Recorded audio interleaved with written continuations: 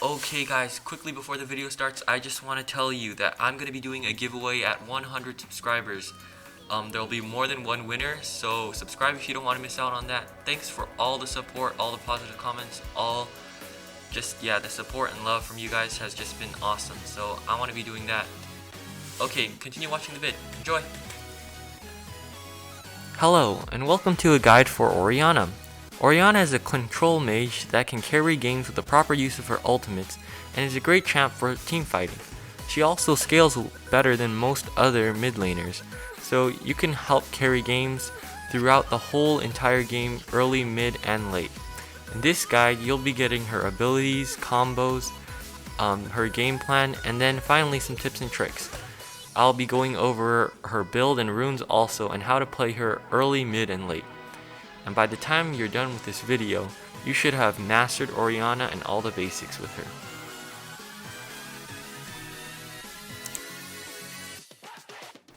Oriana's first skill throws her ball. This skill deals damage to all the targets that the ball passes through. This attack also deals less damage if it passes through multiple targets. This is important to take note of because if you hit your target through the minion wave, it'll deal less damage, much like Zed's first skill. Oriana's second skill deals damage in a radius around her ball. If Oriana has her ball, then it'll deal damage on a radius around her. This attack will slow enemies by 35% while speeding up allied champions by 35%. Oriana's third skill allows her to reposition her ball once more. She can use this skill to give a shield to her allies or to herself. If she auto-aims this skill, the shield will automatically go to herself. This skill is usually used to save your teammates or to help you win trades. It can also help you to reposition your ball when your first skill is on cooldown. Oriana's ultimate is a skill that she's best known for.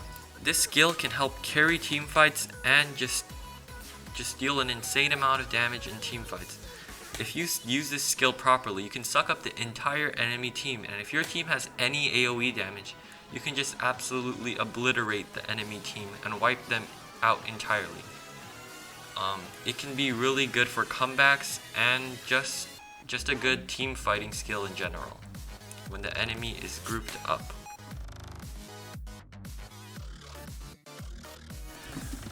Oriana's basic level 2 combo that she wants to trade in lane with is just using her first skill, second skill, and then an auto.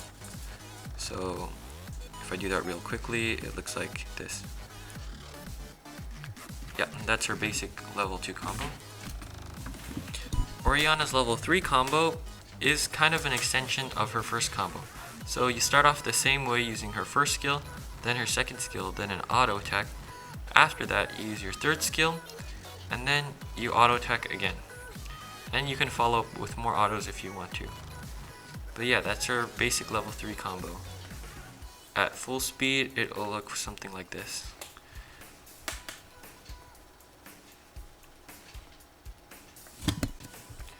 Okay, so Oriana's all-in combo that she unlocks at level 5 is using her first skill, then her ultimate to pull them in. After that, they'll be close to your ball, so you can get a guaranteed hit with your second skill. After that, your third skill, and then an auto attack.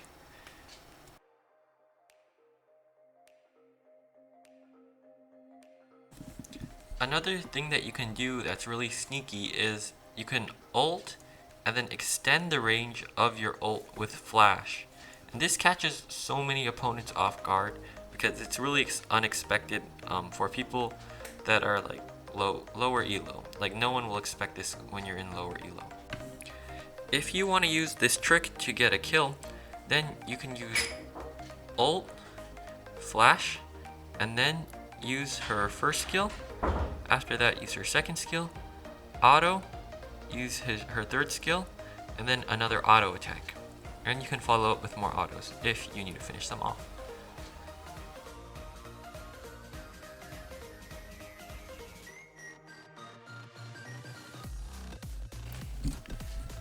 First of all, for Oriana's build, this is the build that all the top 10 Oriana players use. This is the build that you want to use. This is definitely the most optimal build.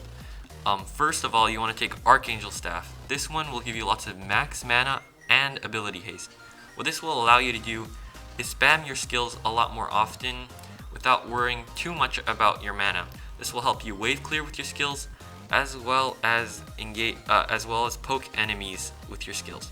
Next, you want Leontri's Torment, which gives you 2% more damage each second you're in combat, capping at 10%, which is absolutely OP for team fighting champs like Oriana. She'll just be able to do an insane amount of poke and amount of damage. Next, you want to build boots. This really depends on the enemy team comp. You can take Mercury Treads for magic resist, as resist to CC. Also, Ninja Tabbies for the extra armor, and Lucidity Boots for the extra cooldown reduction.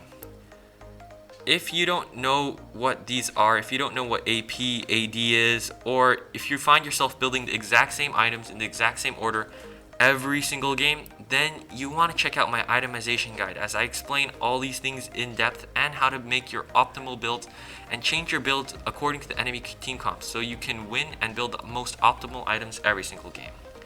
Next, on top of that, you want to build Mercury Stasis, Zanya's, if you have assassins on the enemy team or there's key skills that you want to immune. But I recommend QSS if there are more crowd control spells on the enemy team. You can also take the Locket if you want to save your team and give a shield for you and your teammates.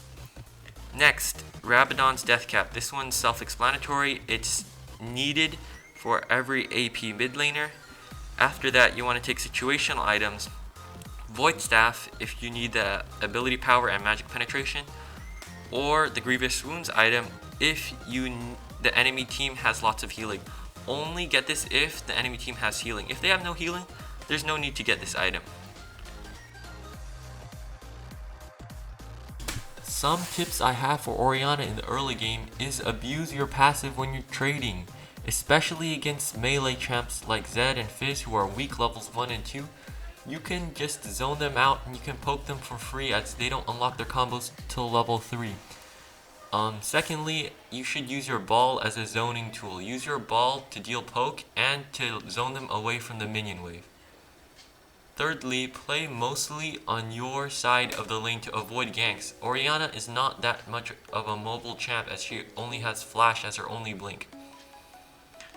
Lastly, you need to get proper vision and warding so you can know when you should play aggressive and defensive. Map awareness also comes hand in hand with this. If you see the enemy jungle or bot side, then you know you can play a bit more aggressive for a while before he leaves vision.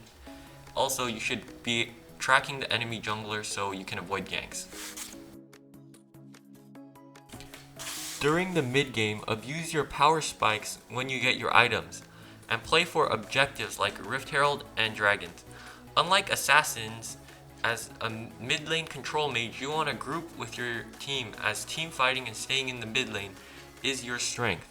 However, that's not to say you can't roam and impact other lanes to snowball. Also, you should be playing defensive when you're behind and farm up until you can capitalize on enemy mistakes.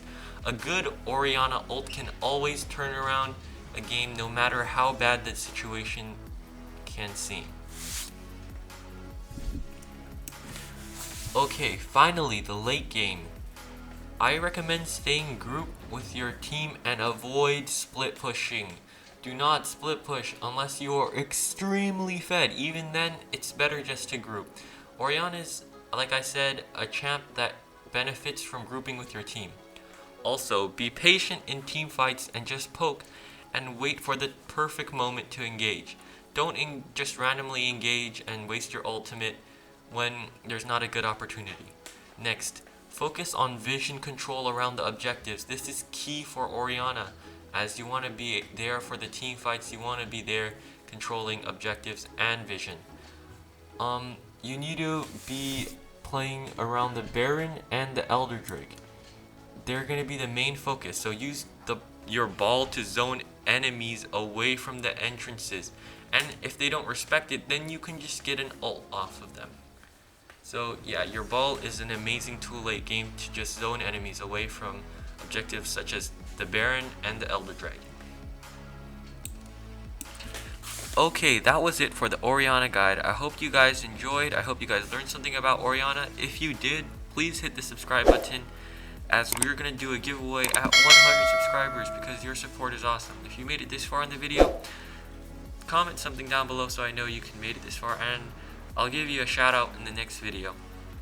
Also, I just want to say some of the clips used in this video comes from Bunny Fufu's channel. If you want to watch some pro Oriana gameplay, you can go check him out. He's got some awesome gameplay on his channel, so just check him out for it if you want to see some Oriana gameplay. Links in the description down below.